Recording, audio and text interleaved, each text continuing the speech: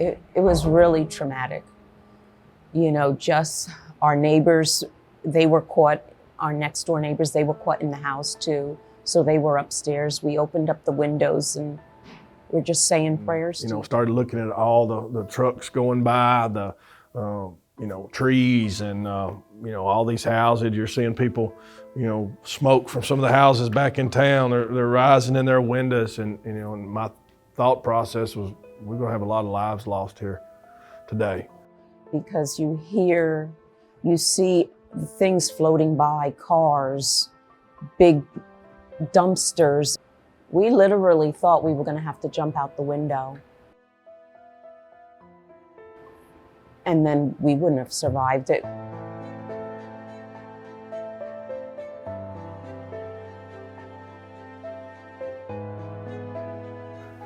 So Wanda, I'm excited to hear about your new cafeteria. Is this it? Yes, this will be our cafeteria over here, and this will be our kitchen.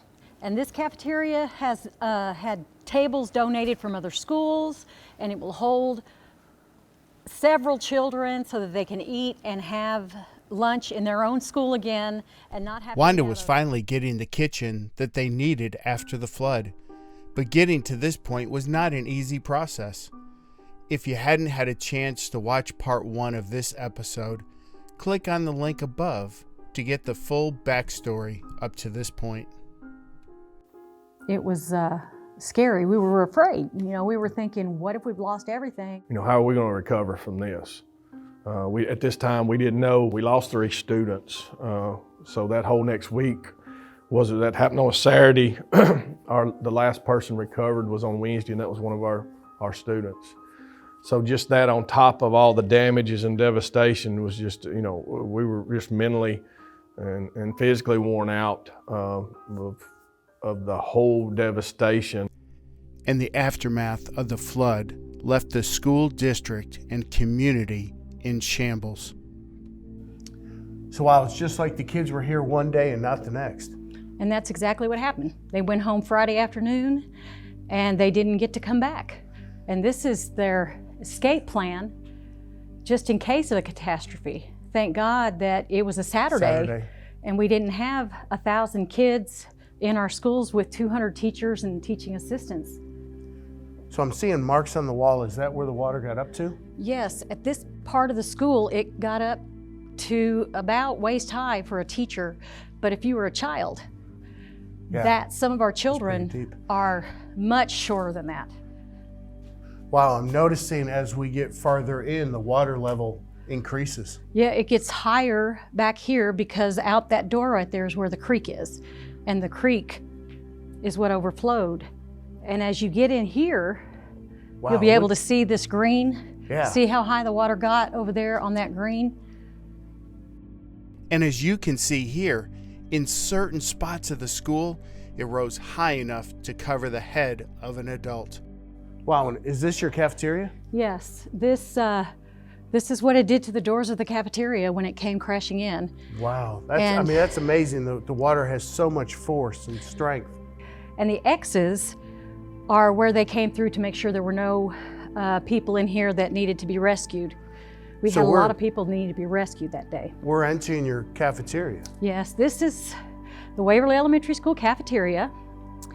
And it was one of our favorite cafeterias. We loved it. It was a beautiful cafeteria.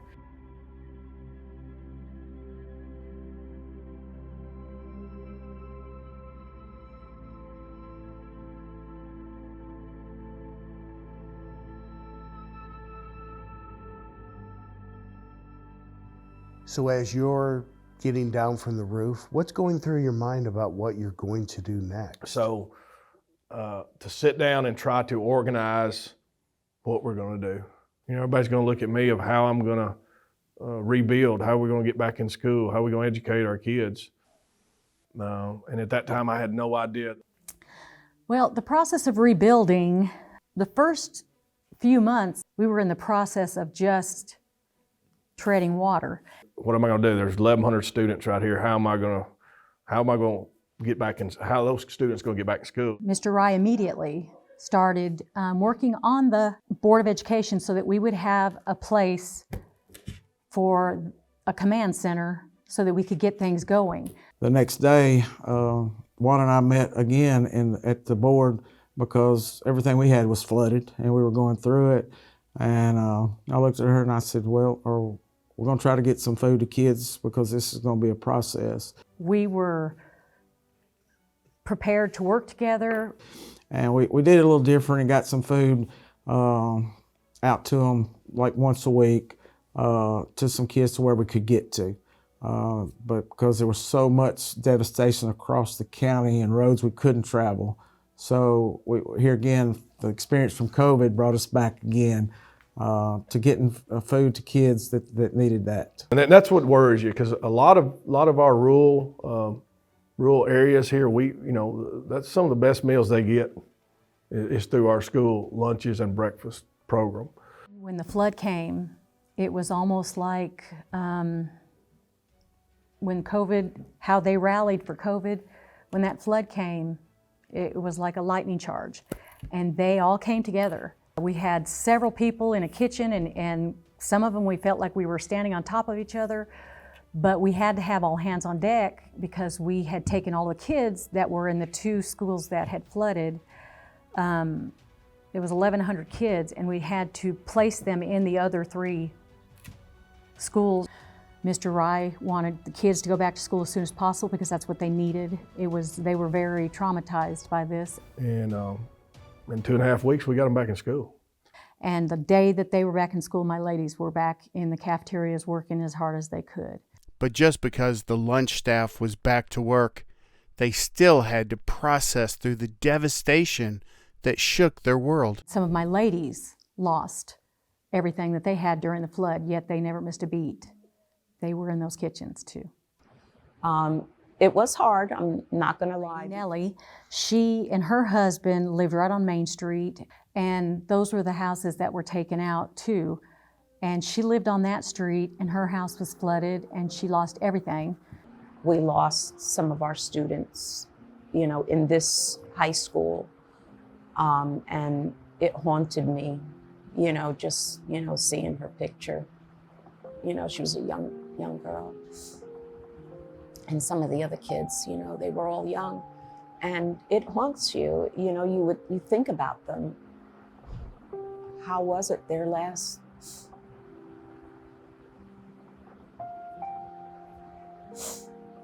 You could just hear them screaming in your head.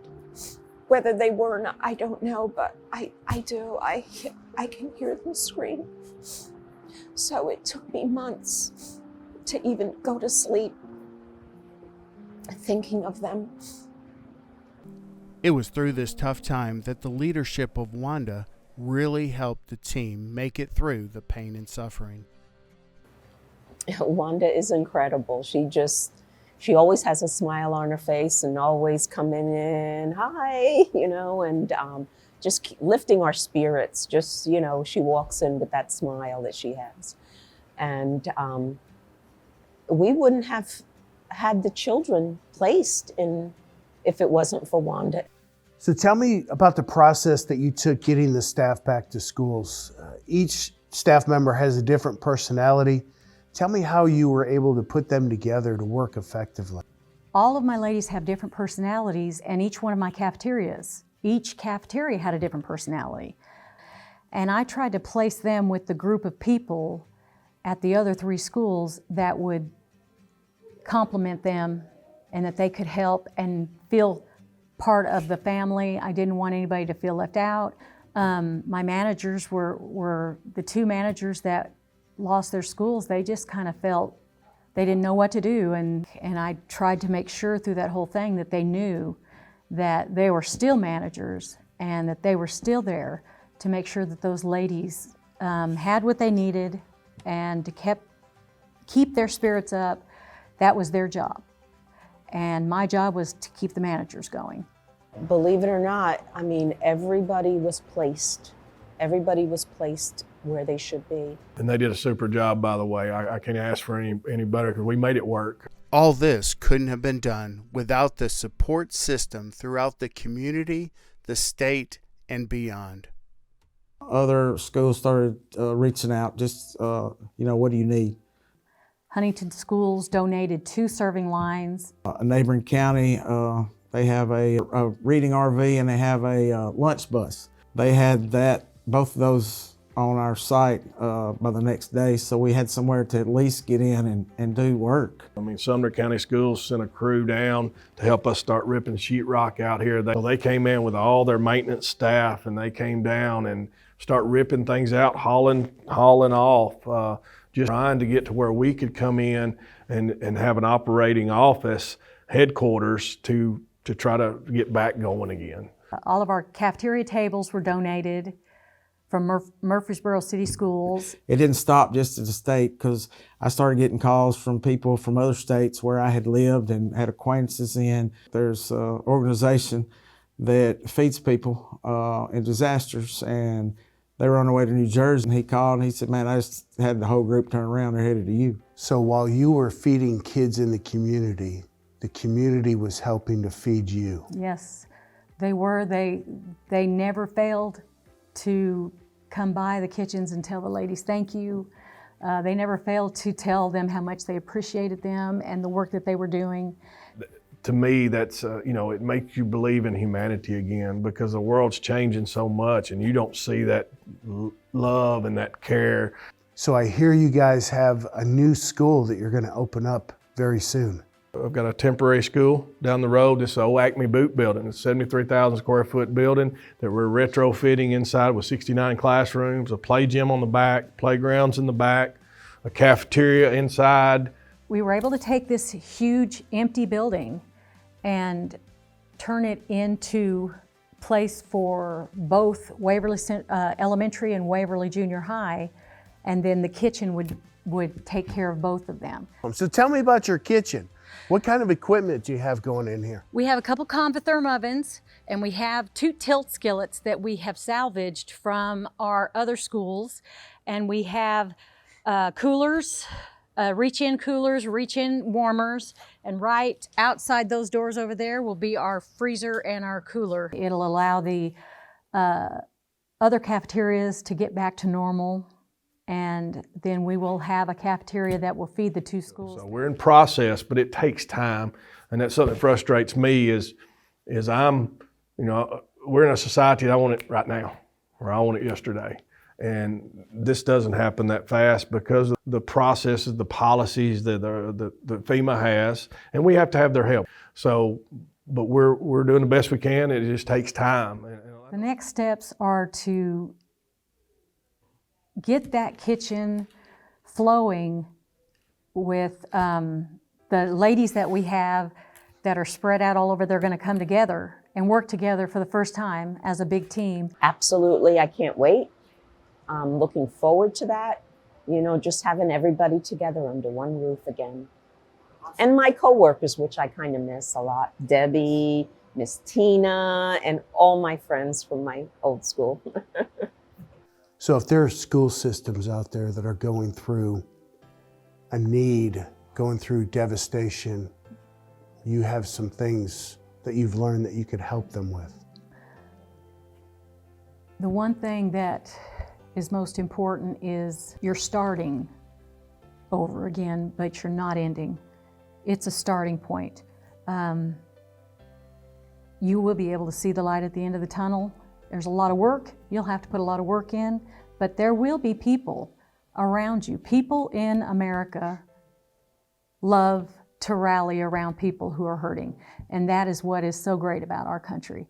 And wherever you are, and I know several communities that have had devastation since our flood, they are getting that help. Some of our people have gone down there.